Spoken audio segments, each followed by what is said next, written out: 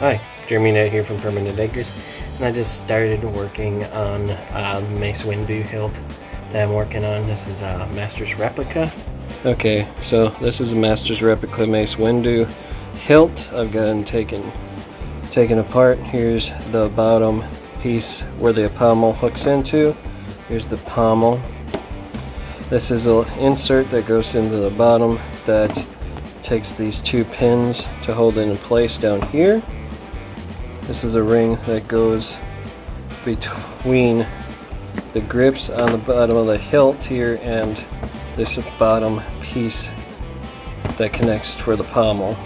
This is the center cap right here that fits onto the hilt. I'm planning on either going to do a single momentary or a dual momentary switch.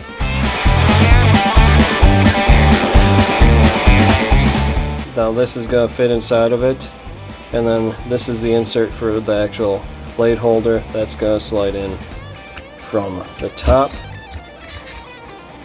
and it's going to fit up to the top cap, which will just slide over the top of here, and these will match up with each other. Once it's all bonded together, I'm going to end up gluing these two pieces together, and once it's slid in place, it's just going to match up.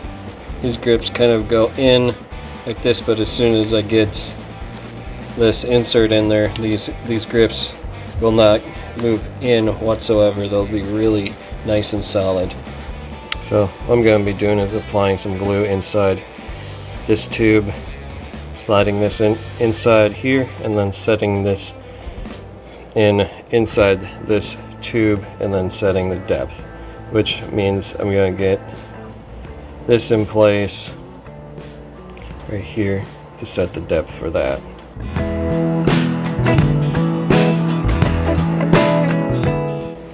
So here we go. I got it put in place inside. So just ran it down right in. So now this carbon fiber blade holder fits right to the top right here, nice and firmly. So that it'll provide a real nice tight fit.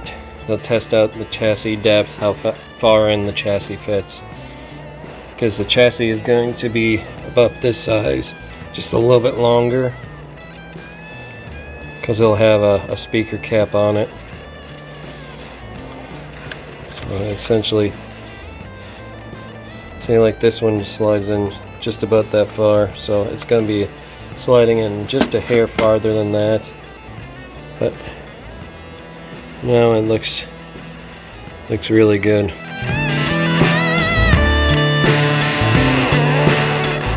So here I've gone into my next step.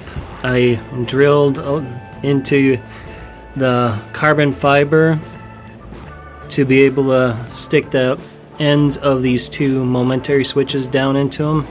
Now this piece will come down onto the momentary switches, and then if you tap either side you tap on, will trigger one or the other momentary switch. Now once these are glued to the carbon fiber there, and then this top piece will set on top of the two momentary switches and be bonded down to them. So that way either side you rock on there, you'll be pushing either the primary or secondary switch. And then the wiring for it will be run through here down to the chassis. So I might set a blade retention screw up here, because since it's already got 3 set screws on it originally, I might use one of them. Once I get past the switch setup, then I determine where I'm going to put the set screw for the in-hilt Neopixel connection, which might be right about here or so. So I might be looking somewhere around this line to drill out. or so for that connection, but I'd really like to keep it kind of down in this region around where the switches are, so it might have something right there, right above where the switch will be, to hold the in-Hilt Neopixel piece. So right now I'm in test phase as far as getting buttons on here, but right now my buttons are a little longer than what I want, but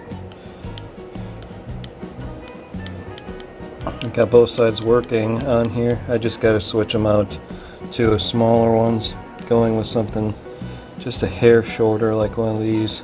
It should work perfect. So I had these wired in just to see how close it would be, and just got too much of a gap. Now it's time for the shameless plug. Please hit the like button. If you haven't subscribed, please hit the subscribe button. If you really like the video, share with your friends. Thanks again. Later. So I drilled up here with a set screw for the Neopixel set up on it. So this guy will slide right in and lock in place right there. I got the two momentary switches in place. Underneath here, wiring coming out the bottom. Here's the extension piece. It slides into the bottom. So that slides in place down here. Got twisted a little bit. There we go. And this little brass pin slides into there. See, like that. It's pressed down in. Like that. Rotate it. I'm just gonna line up this hole just right. And slide for the other little brass pin. So I'm gonna line up right in there. That pin's in.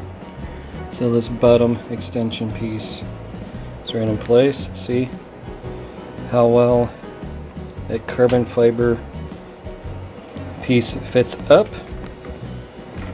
and runs all the way up to the top.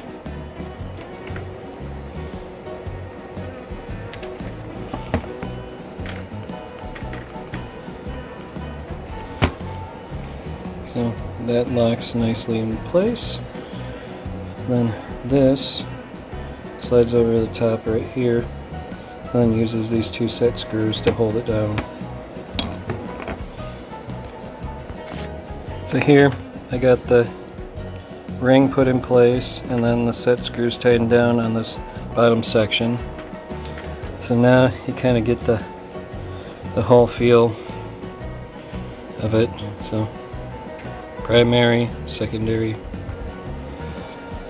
But beyond that, I made the wires long enough that way the chassis can pull out completely.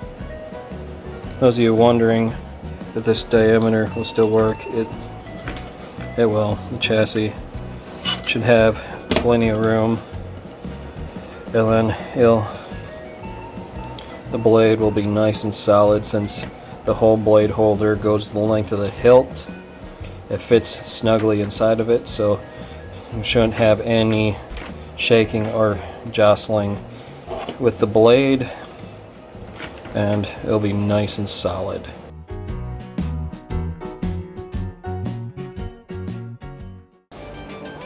So here I milled out the windows on here, and I just put a tricrete in here just to test it out. So before I make any more progress on this thing, I'm waiting for the chassis to come in. I ordered a couple chassis, and then from there I'll start working on the build.